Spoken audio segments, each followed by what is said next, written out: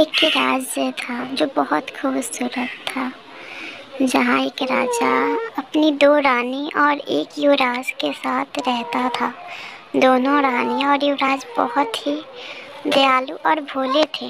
एक दिन युवराज अपने सिपाहियों के साथ जंगल में घूमने गए। तो घूमते घूमते युवराज ने पूरे जंगल की सैर की। फिर अचानक उन्होंने बोला सिपाहियों को, तुम उधर जाओ, मुझे इधर जाना है।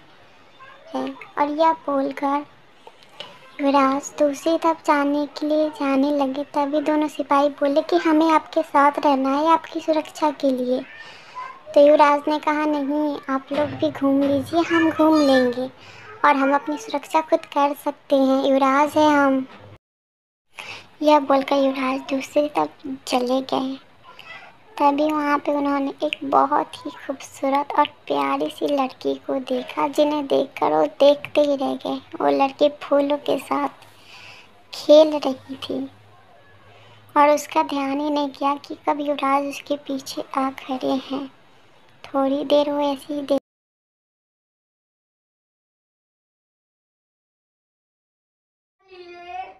अरे कितनी खूबसूरत लड़की थी, ये अचानक से कहाँ चली गई? अभी तो यही थी, कहाँ गई ये लड़की? आज तक मैंने इससे ज़्यादा खूबसूरत लड़की नहीं देखी। या कोई परी थी, कहाँ चली गई ये? जब वो लड़की नहीं मिली तो युवराज अपने सिपाहियों के साथ सोचते हुए चले गए कि आखिर कौन थी वो लड़की। उन्होंने रास्ते भर किसी से बात नहीं की। सिपाहियों ने बहुत पूछा पर वो चुपचाप चलते गए, बस उसी के ख्यालों में। और महल पहुंचकर अगले दिन युवराज फिर उसी जगह पे गए तो वहीं कुछ ही दूरी पे फिर से वही लड़की एक और लड़की के साथ बातों में मशगूल थी। युवराज वहीं पेड़ के पीछे छिपकर उनकी बातें सुनने लगे कि क्या वाकई में ये लड़की है या कोई परी है। बहुत देर उनकी बातें वो छुपकर वापस सुन रहे थे और दोनों एक दूसरे से बातों में मशगूल थी। उन्हें पता ही नहीं चला कि कब युवराज उनके पीछे खड़े होकर उनकी सारी बातें सुन रहे हैं। कुछ देर सुनने के बाद तभी परी की उस लड़की की नज़र युवराज पर गई और उसने कहा कि हमारे पीछे लगता है कोई और है। तभी युवराज निकलकर पेड़ के पीछे से उनके पास जाने लगे तो दोनों लड़कियां पलटकर उनको देखने लगी। आप दोनों कौन हैं देवी? मैंने आपको आज से पहले यहाँ नहीं देखा है, और कल भी मैंने आपको देखा पर अचानक से आप गायब हो गई थी। तो आप कौन है? मैं इस राज्य का युवराज हूँ, और आप इस जंगल में क्यों है दोनों? आपको डर नहीं लगता?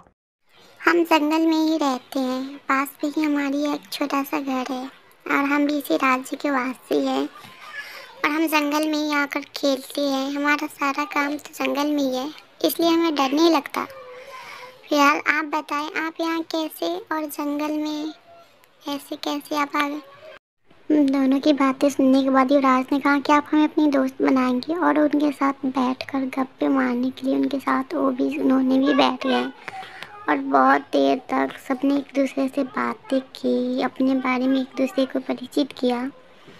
फिर शाम जब हो गई तो उन लड़कियों ने कहा कि अब हमें घर चलना चाहिए और युवराज भी अपने घर चले गए। युवराज जब महल के अंदर आए तो उन्होंने देखा कि उनकी दोनों माएँ आपस में गप्पे लड़ा रही है। तो वो उनके पास जाने लगे कि देखें क्या बातें चल रही है दोनों माँ के बीच। दोनों ही रानियाँ अपनी बातों में मशगूल थी। उन्हें पता नहीं चला कि कब युवराज उनके पास आ गए। अरे युवराज, आप आ गए? कहाँ गए थे बेटा आप? आइए हमारे पास बैठिए, आप भी हमारे साथ बातें कीजिए। देखिए आपकी माँ क्या क्या बातें कर रही है हमसे। नहीं माँ, आप लोग बातें कीजिए, हम बहुत थक गए, हम आराम करने जा रहे हैं। यह बोलकर युवराज अपने कमरे में सोने के लिए जाने लगे और उन्होंने सोच रहे थे कि पता नहीं क्या क्या बातें करती है माएँ।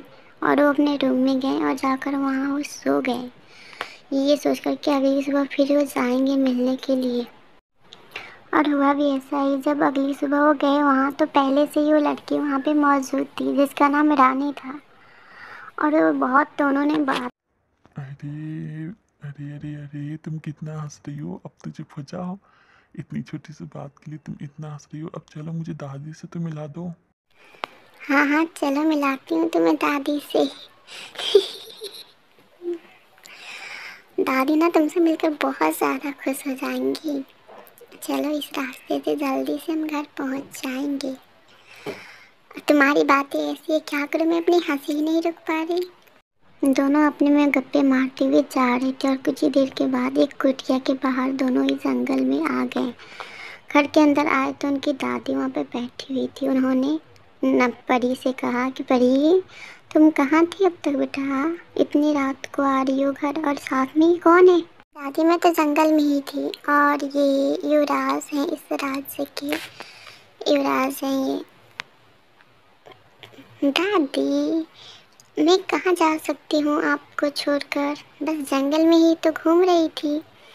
मैं इस राज्य का युवराज हूँ दादी, आपसे मिलकर बहुत अच्छा लगा। ठीक है, अब मैं चलता हूँ। और युवराज फिर अपने घर लौट आए। जब वो महल आए तो महल में बहुत ही ज़्यादा शांति थी। वो सोचने पड़े आज इतनी शांति कैसे है। जब वो महल के अंदर गए तो वहाँ राजा और दो रानियाँ पहले से उनका इंतजार कर रहे। युवराज, आप कहाँ चले गए थे? बिना सिपाहियों के हमने आपको जाने से मना किया है ना। आपकी जान को खतरा हो सकता है, और आप ऐसे कैसे चले जाएंगे? आप इसके बाद आप कहीं भी जाएंगे तो आप सिपाहियों के बगैर नहीं जा सकते। इस बात को याद रखिए। हम सब कितने परेशान हो गए थे कि आप कहाँ चले गए, और आपको कोई चिंता ही नहीं है, हमारी खबर ही ना। कुछ नहीं पिताश्री, हम बस जंगल में घूमने गए थे, और हर वक्त सिपाहियों का होना हमारे साथ ज़रूरी नहीं है। हम अपनी रक्षा खुद कर सकते हैं, इसलिए आप चिंता ना करें पिताश्री। हम आगे से बताकर जाएंगे अगर हम कहीं जाएंगे तो। और इतना चिंतित ना होइए, अभी हम छोटे नहीं रहे, बड़े हो गए हैं। अब हमें आराम करना है, हम बहुत थक गए हैं, तो हम चलते हैं। यह बोलकर युवराज अपने कमरे में सोने के लिए चले गए। और फिर अगली सुबह राजा ने उन्हें अपने पास बुलाया और गए और उन्होंने पूछा कि पिताश्री आपने हमें बुलाया। हाँ युवराज, हम आपके बारे में आपसे कुछ बातें करना चाहते हैं। हम आपके विवाह को लेकर चिंतित हैं। इनने एक राजकुमारी को देखा है जो बहुत ही प्यारी है। हम आपका विवाह उनसे कराना चाहते हैं। हाँ हाँ, हमें भी हमारी बहू के लिए तैयारी करनी है, हमें जल्द से जल्द शादी। युवराज ने कहा, मैं एक लड़की से प्यार करता हूँ, कल मैं उसे बुला दूंगा यहाँ पे, आप लोग मिल लीजिएगा। अगले दिन महल में रानी और उसकी दादी और उसकी बहन आ गए और चारों बैठकर आपस में बातें करने लगे। और सबने बातें विचार करते हुए परी उनके पास में ही बैठी थी और डोरान के पीछे ही खड़ी थी। दोनों परिवारों ने बहुत सारी बातें की। उसके बाद शादी का रिश्ता तय हो गया और कुछ दिनों बाद बड़े धूमधाम से दोनों की शादी कर दी गई और दोनों ही अपनी ज़िंदगी की एक खुशहाल शुरुआत कर रहने लगे। और उनके जीवन में भी बस खुशहाली ही खुशहाली आ गई थी। इस तरह इनकी कहानी की शुरुआत और अंत हुई।